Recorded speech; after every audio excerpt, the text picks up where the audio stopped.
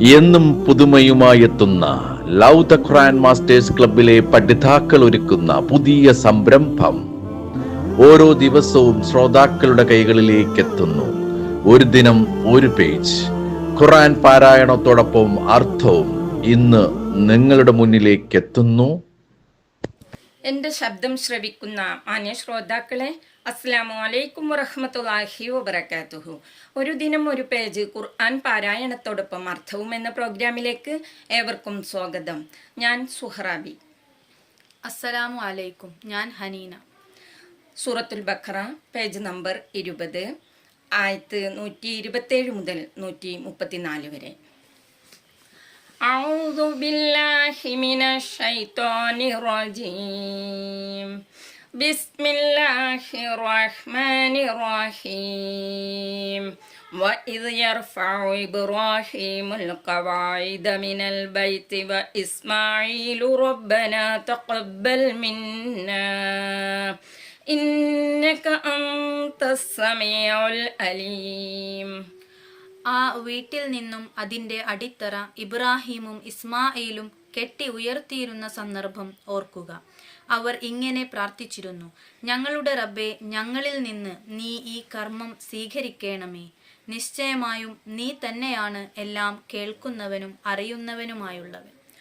ربنا واجعلنا مسلمين لك ومن ذريتنا أمة مسلمة لك وأرنا مناسكنا وتب علينا إنك أنت التواب الرحيم.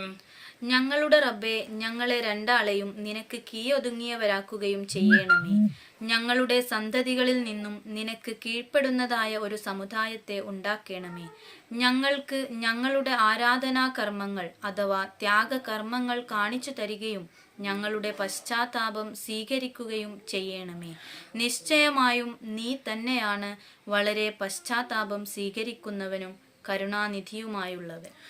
ربنا وابعث فيهم رسولا منهم يتلو عليهم آياتك ويعلمهم الكتاب والحكمة ويزكيهم إنك أنت العزيز الحكيم. ഞങ്ങളുടെ റബ്ബേ, അവരിൽ നിന്ന് തന്നെ നീ ഒരു റസൂലിനെ നിയോഗിക്കുകയും ചെയ്യണമേ. അതെ, അവർക്ക് നിന്റെ ആയത്ത് ദൃഷ്ടാന്തങ്ങൾ ഓതിക്കൊടുക്കുകയും അവർക്ക് വേദഗ്രന്ഥവും വിജ്ഞാനവും പഠിപ്പിക്കുകയും അവരെ സംസ്കരിക്കുകയും ചെയ്യുന്ന ഒരു റസൂലിനെ. നിശ്ചയമായും നീ തന്നെയാണ് പ്രതാപശാലിയും അഗാധജ്ഞനുമായുള്ളവൻ.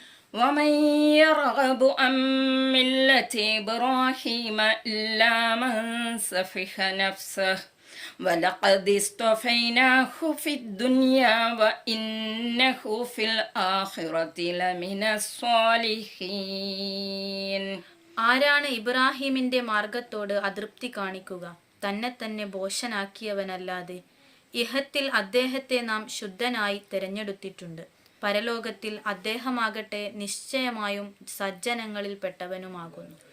إذ قال له ربه أسلم قال أسلمت لرب العالمين. അദ്ദേഹത്തോട് തന്റെ രക്ഷിതാവ് നീ കീഴൊതുങ്ങുക, മുസ്ലിമാകുക എന്ന് പറഞ്ഞപ്പോൾ അദ്ദേഹം പറഞ്ഞു, ഞാൻ ലോകരക്ഷിതാവിന് കീഴൊതുങ്ങിയിരിക്കുന്നു. ووصى بها إبراهيم البنيه ويعقوب يا بني إن الله اصطفى لكم الدين فلا تموتن إلا وأنتم مسلمون. ഇതിനെപ്പറ്റി ഇബ്രാഹിം തന്റെ മക്കളോട് വസിയത്തും ചെയ്തിരിക്കുന്നു. യാക്കൂബും തന്റെ മക്കളോട്, അതെ എൻ്റെ മക്കളെ, നിശ്ചയമായും അള്ളാഹു നിങ്ങൾക്ക് മതത്തെ ശുദ്ധമാക്കി തെരഞ്ഞെടുത്ത് തന്നിരിക്കുന്നു. ആകയാൽ നിങ്ങൾ കീഴൊതുങ്ങിയവരായി മുസ്ലിങ്ങളായിക്കൊണ്ടല്ലാതെ മരണപ്പെടരുത് എന്ന്. أم كنتم شهداء إذ حضر يعقوب الموت إذ قال لبنيه ما تعبدون من بعدي من بعد قالوا نعبد إلهك وإله آبائك إبراهيم وإسماعيل وإسحاق إلها واحدا ونحن له مسلمون. അതല്ല, യഅ്കൂബിന് മരണം ആസന്നമായ അവസരത്തിൽ നിങ്ങൾ അവിടെ സന്നിഹിതരായിരുന്നുവോ? അതായത് അദ്ദേഹം തൻ്റെ മക്കളോട്, നിങ്ങൾ എൻ്റെ ശേഷം എന്തിനെയാണ് ആരാധിക്കുക എന്ന് ചോദിച്ചപ്പോൾ അവർ പറഞ്ഞു, നിങ്ങളുടെ ആരാധ്യനും നിങ്ങളുടെ പിതാക്കളുടെ ഇബ്രാഹീമിൻ്റെയും ഇസ്മായിലിൻ്റെയും ഇസ്ഹാക്കിൻ്റെയും ആരാധ്യനുമായുള്ളവനെ, അതെ, ഒരേ ഒരു ആരാധ്യനെ തന്നെ ഞങ്ങൾ ആരാധിക്കും. ഞങ്ങൾ അവന് കീഴൊതുങ്ങിയവരും മുസ്ലിങ്ങളും ആയിരിക്കും. തിൽക ഉമ്മത്തുൻ ഖദ് ഖലത് ലഹാ മാ കസബത് വലകും മാ കസബ്തും വലാ തുസ്അലൂന അമ്മാ കാനൂ യഅമലൂൻ. അതൊരു സമുദായം, അത് കാലം കഴിഞ്ഞുപോയി. അത് സമ്പാദിച്ചു വെച്ചത് അതിനുണ്ടായിരിക്കും. നിങ്ങൾ സമ്പാദിച്ചു വെച്ചത് നിങ്ങൾക്കുമുണ്ടായിരിക്കും.